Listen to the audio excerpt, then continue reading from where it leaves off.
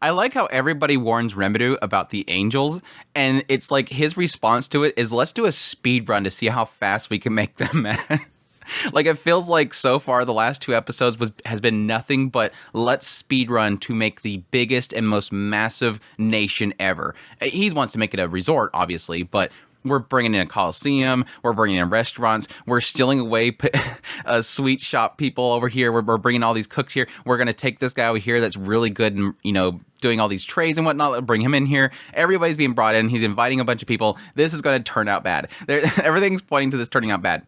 Now, I do think that everything sort of points that this season's probably going to be or at least this final core right here is probably just going to be bringing everybody, see what Rimuru has built. Everybody freaks out about the niceties. Everybody goes Sugoi, and then it's probably going to wrap up with a tournament.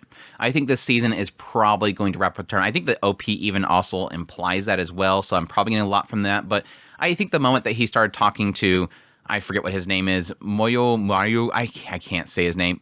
Myoru Mairu, I think is how you pronounce his name in Japanese. But it seemed like through him building the Coliseum and building up this big fighting thing, and again, technically the whole labyrinth they're building as well, that seems to be like the goal point at the end of this. I don't know that we're going to have the angels show up. My prediction is that. And again, you can also kind of attribute that to the fact that the OP doesn't really show any angels, I think. I don't know. I kind of skimmed over it. I really don't like OPs that show a lot. And again, I'm technically getting a lot of the tournament stuff out of that, but still. Anyways, episode 60, I did not do an impression video last week. I apologize for the people that like to check out my weekly videos on the series. I just didn't have anything to talk about. I mean, yes, them talking about the different booths they're opening up, Shuna going over to, grab that Yoshida guy, bring him over there. That pretty much plays into this episode as well. That was fine. The whole thing with, inviting Myoru Maru, I hate saying that name. That scene I enjoyed. It was just kind of a fun little moment of seeing, like, well, yes, technically before then you had, I think it was Kazak or something like that. He was trying to get him to work with him to get elf slaves so they can have some fun clubs or whatever set up for it, and that could technically play into something. It sort of did play into a little bit of world building, the idea that it seems to imply that if elves specifically, if they get citizenship, it's impossible to, it's very difficult to enslave them. So it kind of implies there's some sort of protections placed upon them. I'm certain that has to do with something to the Elven Kingdom or something like that, which I'm not really sure what that would be. My assumption in the Elven Kingdom would probably been the Sorcerer's Kingdom. So maybe that's possibly what that's talking about. I don't know. The Dynasty of Thalion. So maybe that's what the protections are. But anyways, the gist of that whole scene was, yes, the moment that Rimuru comes in there, he's like, get the hell out of here. I'm not doing that with you. It shows how much respect this guy has for Rimuru. And I thought that was really cool. They sitting down, they were just kind of buddies. And it kind of shows a part of that is because Rimuru saved his life. But there is also seemingly like a change in his heart and how he wants to do respectable things for Rimuru. Rimuru wants him to do this. He drops everything. Okay, I'll do that for you. But yes, there's also a greed side of it. He's like, yeah, that could be a massive money-making thing. And yes, that turns into the restaurant that he wants to build up. And then yes, right into the Coliseum. Which I think the Coliseum is a cool thing. I can't really see anything else in this setting until he builds modern niceties into the world, like, I don't know, televisions or something like, or internet. He seems like he's already going the direction of internet eventually because he's setting up the communication network. And yes, for our own history, that led into, data transfers and whatnot until eventually internet. But for now, yes, I can see in a world like this, a Coliseum is probably like the biggest money-making thing they can do. So sure, make a Coliseum. And yes, it seems like he wants to focus on making it available to everybody, which is kind of surprising to Myoru. But yeah, it was a fun little moment, just kind of seeing them geek out over different concepts and ideas they can put together. So it was a fun little scene. Again, just nothing really kind of dig into and theorize on. It just kind of is, okay, this is what we're going to do going forward. But he also technically invited him to join Tempest, which again, I kind of seen that coming. It seems like he's trying to pull everything into the location. And then we had a little brief scene at the very end where, yes, Rimuru talks to Fuse. I think his name was Fuse. But yeah, the guy makes some bullcrap statement about Yuki worrying about him and how he was trying to work with the Holy Church to help him out with that whole situation. That didn't work out. At this point, we're all thinking, yeah, whatever.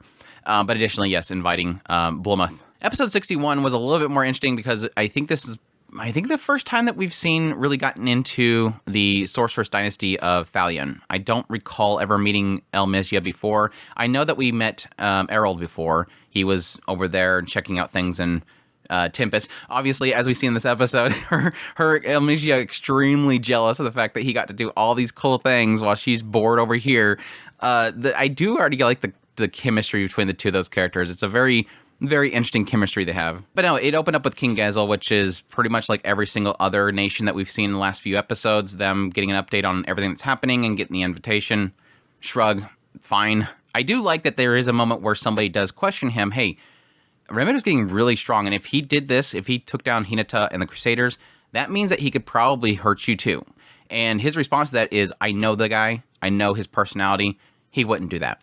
It does kind of show Gezel's sort of trust that he has in Rimuru, which I thought was kind of cool. But no, then we have Rimuru running into Reminis, and that was like this whole thing of her trying to build something in Tempest because she's bored being in her labyrinth. She's like, I already sealed up the labyrinth. I can't go back. But yes, the big thing there is that she's so bored just being down there making golems all day that she decided that she wants to come up to the surface and build a place in Tempest. And apparently the guards confronted her and said, you can't do that here. So she put him asleep and started building something. I like the fact that he's questioning her. Remedis doesn't want to say anything. Then he immediately turns to Trenny, and Trenny's like, she didn't do nothing wrong. And then he has to turn to Barrett. Barrett is like, yeah, okay, I guess I'm the one that has to tell the truth. Like, the only one that has enough respect for Rimuru to actually tell the truth. Well, it's not really respect to Rimuru, but obviously Trenny is not going to betray Reminis for Rimuru, so it's a fun little moment. But no, the meeting with Reminis later on was great. Now, yes, technically the fun part of it was the fact that Reminis thinks that she's going to get in trouble. Reminis is like, it's okay, it's not that big of a deal. But no, they were talking about the fact that, yes, Reminis wants to build a labyrinth there, and that kind of plays into the Colosseum itself, which I thought was kind of interesting. That Rimuru was like, okay, can you build something underneath it? You know, and you have to kind of build it to the side. But then, yes, it was kind of trying to do this 2-for-1 thing. Okay, well, you want to build a place to stay here, you can build a labyrinth here, but I want it to facilitate something else, which I thought was kind of interesting. Remus is like, yeah, sure, go ahead and do that, and, you know, have adventurers coming into my house, my home. But no, it seems like it's something that she wants to do. It's something that's entertaining, she gets money out of it, but additionally, yes, it's kind of a 2-for-1 deal. Reminis gets what she wants, she gets to come here, but at the same time, Rimuru gets something out of it because now he has this labyrinth that the adventurers can go down into. They'll put monsters in there, make money out of it. So it's kind of a clever thing. The one question mark that I had was that, yes, later on in the conversation, Reminis is like, oh, but we have to worry about where to build. Oh, well, let's build over here. No, that's where we currently have, like, all these refugees. Like, all these people are currently staying there until they finish all this building over here. Oh, I'll just transport it into my labyrinth. Wait, you can do that? It's like, yeah. What? Let's take it back a couple more seconds here. You said that you could transport an entire area of people, their houses, their furniture, and everything down into your labyrinth just like that? Yeah, as long as they have their consent. Okay, what else do you have? And then it cuts away. So I don't know. Maybe it's something that we're going to get a surprise later on exactly what else she could do. But it's like this whole, wow, so you are useful. You do have useful skills. No, I have tons of them. Let me explain to you. And then it cuts to the outside of the building and she's talking about a bunch of stuff. And it comes back to, oh, cool. We got everything set up. Okay, but can you tell us a little bit more about what you're going to do there? So I don't know. I'm my assumption, okay, so she's already said that she can transport everything, the furniture, the buildings, and everybody that is allowing it. So as long as she has the consent of the individual, she can transport all down. I'm not sure why that has anything to do with it, like why the consent has to matter in order to transport something, but it is what it is. What else is she able to do? My assumption is, because one thing they keep talking about is how long it's going to take to build this Colosseum. It's massive. And yes, Rimuru has a lot of resources to actually build the Colosseum. It's just putting it to play, finding location and everything. What I think they're implying here is that she probably has the ability to do the reverse. If I can bring things down to my labyrinth, if I can build these massive tunnels underneath, I can create it elsewhere. So, I don't know, maybe she can set the area as her labyrinth and thus build the Colosseum quickly, or possibly just relocate materials for them to use for the Colosseum. That's what my assumption is going to be, that she's going to help with her powers to help them build the Colosseum faster. Because I don't know how much time they have until the actual thing happens, but building a Colosseum of that scale sounds like it's going to take a lot of time. So again, I'm assuming that they didn't have the conversation just because they want to leave it mysterious to, yeah, she ends up helping Rimuru build this Colosseum faster. But it's a cool thought process here, like having the Colosseum and yes, having things available to bring in people on a regular basis is to create a labyrinth. So we're essentially building like a, I don't know, a Danmachi situation where you have this massive labyrinth in the middle and this big sprawling city around it, and the adventurers are coming down on a regular basis to go down the labyrinth. My question is, okay, so the thought process that Rimuru has is that adventurers will come there to go into the labyrinth. And they will buy potions and go to the bars and everything outside. Again, creating like a Danmachi situation here. Now, the question mark is typically with a labyrinth that is in any other storytelling like Danmachi, is that you're going down the labyrinth in order to, yes, test your strength, get stronger, but you're going down there to make money. Now, my assumption is that the monsters they put in there will have the resources and whatnot they can sell to make money, because you have to have a reason for the adventurers to go down into it. But if you're going to be supplying the monsters and everything like that, that costs money to do that, and thus you are then later on paying them for the they acquire from down the dungeon. It hasn't quite made sense to me currently how this has a cycle of making money. They're supplying the labyrinth with everything, and then they're supplying the way for people to essentially make money going into the labyrinth and using that money to then buy resources outside.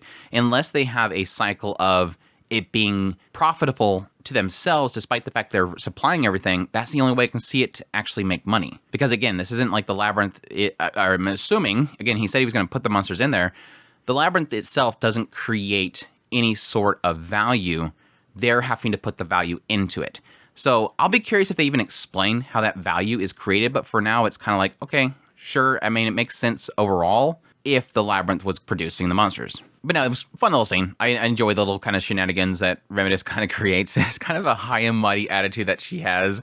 Oh yeah, that's why I'm so powerful. And yeah, I'm super useful. And oh, 2 gold coins, suddenly everything changes. This person, Rimuru, who everybody is fearing right now, Remedios is the only one that'll literally stand on his head like a dominant pose, like the most powerful sorcerer ever. It's fun stuff. Now, the question that I have is that they seemingly are implying that Remedios creates a door to another location. That's like that whole hut they had out there. Rimuru picked up really quickly that hut is just a door to go to the labyrinth, and thus implying this idea that it's almost like a portal to another location, question mark. If that's the case, it technically opens the door, pun intended, to another location where possibly Veldora can release his energy. My only thing there is that I don't know if like whatever pocket of, is it a pocket of dimension, I guess?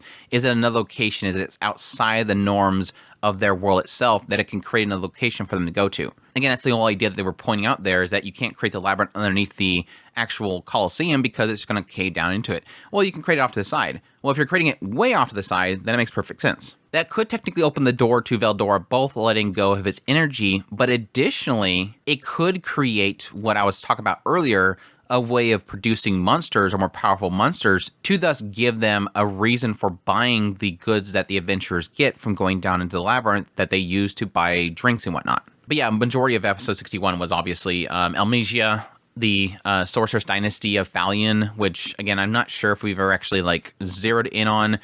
Very interesting chemistry that they all have. Like Errol just constantly just trying to appease her desires. First impressions of Amnesia, again, not remembering if she's ever been brought up into the story before now. First impressions of her is I'm not really a huge fan, but she does kind of have a mischievousness that I do like about her. Not just being a high and mighty person, but actually being pretty, I don't know, the best way to put it is very immature. Like she seems very juvenile. Like she gets very pouty and upset about things, which I guess is playing into the nature of them, talking about how they're obviously long-lived and everything's kind of all about finding things that are niceties. And again, a lot of their perspective is to create some sort of flow of money that will be fruitful over a long period of time because they live for so long. It seems like it is one of those aspects of a long-lived person that is looking for anything that will give them some sort of entertainment in their longevity. And yes, she's super mad that Errol got to enjoy all the niceties of Tempest and she wasn't invited. But no, it was a portion of that was, yes, talking about the aspect of making money over a long period of time.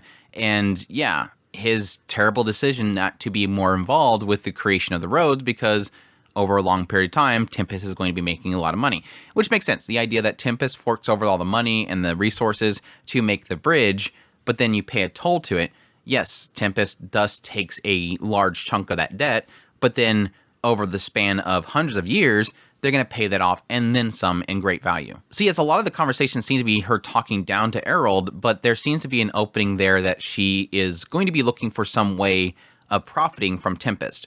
And again, a lot of that has to do with the fact that they're over here, Tempest is right here, and they're at the center of all these other locations, and they're going to make a lot of money. So how she can technically gain some sort of favor with them in order to make some of that money. Which, yes, is a lot of the stuff that I do enjoy about the series, and I'm hoping that there's something interesting in that bartering that she might do. Anyhow, that's my thoughts on episode 61 and technically 60 as well. I hope you guys enjoyed this video as always. I wasn't really sure if I was going to have much to talk about with these 2 episodes, but it's one of those cases where I turn on the camera and start talking, and it's fun to talk about. So hopefully you guys find this video entertaining. If you did, make sure that like button down below, comment, let me know what you thought of the episode. Additionally, if you're new to the channel, make sure that subscribe button's got my content. I have news, reviews, first impressions, top list if it's anime, it's pretty much here. Additionally, if you like this content and you want to support the channel more, I have Patreon link, tips, links, everything, membership button below. Greatly appreciate if it does, and y'all take care.